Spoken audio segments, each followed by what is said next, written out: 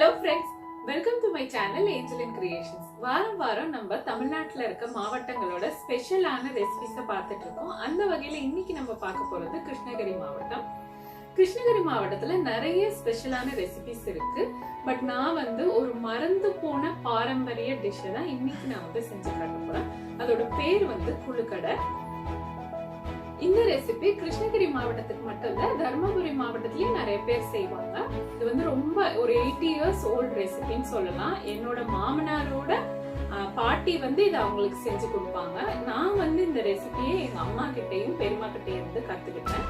இதோட டேஸ்ட் எப்படி இருக்கும்னு பாத்தீங்கன்னா, கொழுக்கட்டையே ஒரு டிஃப்ரெண்ட் ஃபார்ம்ல சாப்பிட்டா எப்படி இருக்கும் அந்த மாதிரி இருக்கும். இது ரொம்ப சத்தானது. பாரம்பரிய டிஷ்னா ரொம்ப கஷ்டமா இருக்கும் செய்யறதுக்கு அப்படின்னு நினைப்பீங்க. ஆனா ரொம்பவே சுலபமா செஞ்சிடலாம்.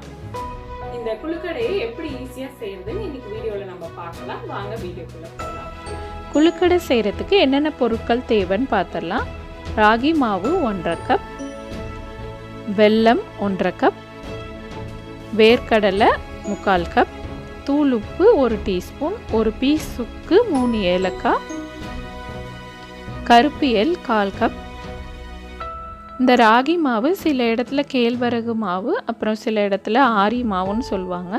நான் இது வீட்டில் அரைச்ச மாவு தான் எடுத்து வச்சுருக்கேன். இப்போ ஃபஸ்ட்டு நம்ம வேர்க்கடலையை வறுத்தரலாம். நான் பச்சை வேர்க்கடலை எடுத்துருக்கனால அதை வறுக்கிறேன். நீங்கள் வறுத்தது வாங்கியிருந்தீங்கன்னா டைரெக்டாக யூஸ் பண்ணிக்கலாம்.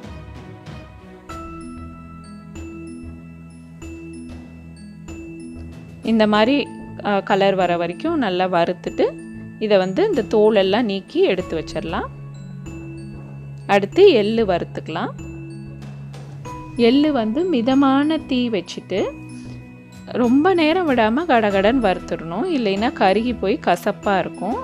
நான் சுக்கு ஏலக்காய் 2த்தையும் சேர்த்துட்டு எள்ளை வறுக்கிறேன். பட்டு பட்டுன்னு எள்ளு வெடிக்கிற மாதிரி வரும்போது ஸ்விட்ச் ஆஃப் பண்ணி பிளேட்டில் கொட்டிடலாம். அடுத்து இப்போ நம்ம அடைக்கு மாவு பிசைஞ்சிக்கலாம். ஒரு பாத்திரத்தில் ராகி மாவில் உப்பு கொஞ்சம் சேர்த்து தண்ணி தெளித்து பிசைஞ்சிக்கணும். இந்த மாதிரி ஒரு கெட்டியாக உருண்டை மாதிரி இப்படி பிடிக்கிற பதத்தில் பிசையணும். ரொம்ப அதிகமாக தண்ணி ஊற்றிடக்கூடாது. இந்த மாதிரி அடை மாவு நம்ம பிசைஞ்ச பிறகு இந்த அடைங்களை தட்டி சுட ஆரம்பிக்கலாம். நீங்கள் அடை இப்போ தான் சுடுறீங்கன்னா இந்த மாதிரி ஒரு பட்டர் பேப்பரில் தட்டிட்டு அதை எடுத்து நீங்கள் தோசை தவாவில் போட்டு சுடுறது உங்களுக்கு ஈஸியாக இருக்கும். எங்கள் அம்மா பாட்டியெல்லாம் எப்படி சுடுவாங்க, அப்படியே மாவை அள்ளி தண்ணி தொட்டு தோசை தவாவில் போட்டு சுடுவாங்க. அதுவும் எப்படின்னு உங்களுக்கு செஞ்சு காட்டுறேன். இப்போ ஒரு பக்கம் அடை வெந்த பிறகு இன்னொரு பக்கம் திருப்பி நல்லா எண்ணெய் ஊற்றி இந்த அடையை நல்லா ஒரு 5 நிமிஷம் வேக விடணும். குறிப்பாக இந்த அடை நல்லா வெந்திருந்தால் தான் இந்த டிஷ்ஷே கரெக்டாக வரும். அதனால் அடை வேகும் போது கவனமாக இருங்க. நல்லா 5 நிமிஷம் வேக விடுங்க. சரியாக வேகலைன்னா நம்ம இதை வெல்லம் பாகில் ஊற வைக்கும் போது ரொம்ப சாகியாக ஆகிடும். அதனால் இந்த அடைங்களை நல்லா 5 நிமிஷம் வேக விட்டுறணும். இப்போ நான் இதை ஒரு பிளேட்டுக்கு ட்ரான்ஸ்ஃபர் பண்ணிடுறேன். அடுத்து கையில் எப்படி அடை போடுறதுன்னு காட்டுறேன். ஃபஸ்ட்டு இந்த மாதிரி தண்ணி கொஞ்சம் தொட்டுக்கோங்க. தொட்டுட்டு மாவு ஒரு கரண்டி அளவுக்கு கையில் எடுத்துக்கிட்டு அதை தண்ணி தொட்டு தொட்டு தட்டணும். சூடு கையில் படாமல் தண்ணி தொட்டு தொட்டு தட்டினீங்கன்னா இந்த மாதிரி ஈஸியாக தட்டிடலாம். 2 பக்கமும் எண்ணெய் ஊற்றி அடை சுட்டு எடுத்துடுங்க. இப்போ நம்ம வெல்லத்தில் 1/2 கப் தண்ணி ஊற்றி வெல்லத்தை ஃபஸ்ட்டு கரைச்சிடலாம். வெல்லம் கரையிறதுக்குள்ளே மீன் டைம் நம்ம வேர்க்கடலையை பொடி பண்ணி வச்சிடலாம்.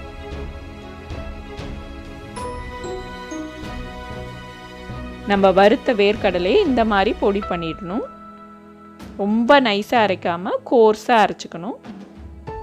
அடுத்து எள்ளையும் பொடி பண்ணிடணும். சுக்கு ஏலக்காய் எல்லாத்தையும் சேர்த்து பொடி பண்ணுங்கள். சுக்கை தட்டி போடுங்க. அப்போ தான் மிக்ஸி ஜாரில் நல்லா நைஸாக அரையும். இந்த மாதிரி அரைச்சிக்கோங்க. இப்போ வெல்லம் நல்லா கரைஞ்சிருச்சு.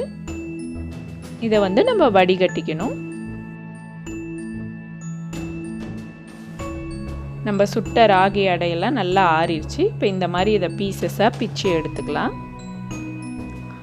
நான் காட்டின அந்த 1.5 கப்பு ராகி மாவுக்கு 3 பெரிய அடை வந்தது. அந்த அடையை ஃபுல்லாக பிச்சு எடுத்து வச்சிடுறேன்.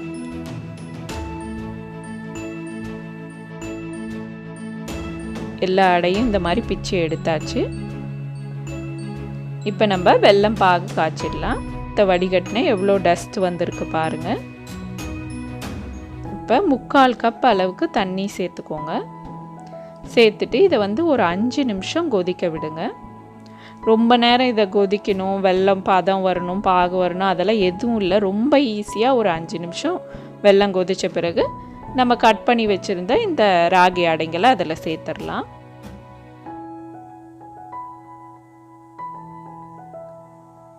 இந்த அடையெல்லாம் நல்லா அந்த வெல்லம் பாகில் ஊறிடும். இப்போ பார்த்தீங்கன்னா இப்போ தண்ணியாட்டம் இருக்க மாதிரி உங்களுக்கு தெரியும். பட் இது ஆற ஆற நல்லா திக்காயிடும்.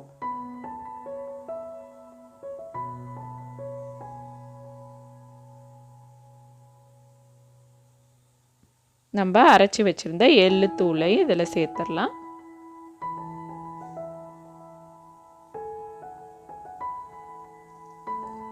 அப்புறம் வேர்க்கடலையும் இதில் சேர்த்துடலாம். இதெல்லாம் சேர்த்தன பிறகு இந்த மிக்சர் நல்லா கொஞ்சம் திக்காக ஆரம்பிக்கும் ஆற ஆற. இது சேர்த்து ஒரு 2 நிமிஷம் அப்படி ஒரு கொதிச்சோடனே ஆஃப் பண்ணிடலாம். அவ்வளோதான், குளுக்கடை ரெடி ஆயிடுச்சு.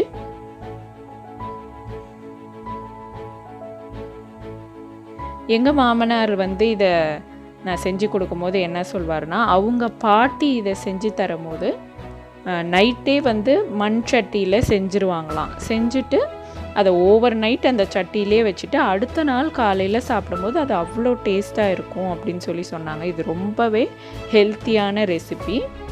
ஸோ உங்கள் வீட்டில் வயதுக்கு வரக்கூடிய பெண் குழந்தைங்களாம் இருந்தாங்கன்னா நிச்சயமாக இதை செஞ்சு கொடுங்க. அந்த காலத்தில் இதெல்லாம் சாப்பிட்டு தான் அவ்வளோ ஆரோக்கியமாக இருந்தாங்க.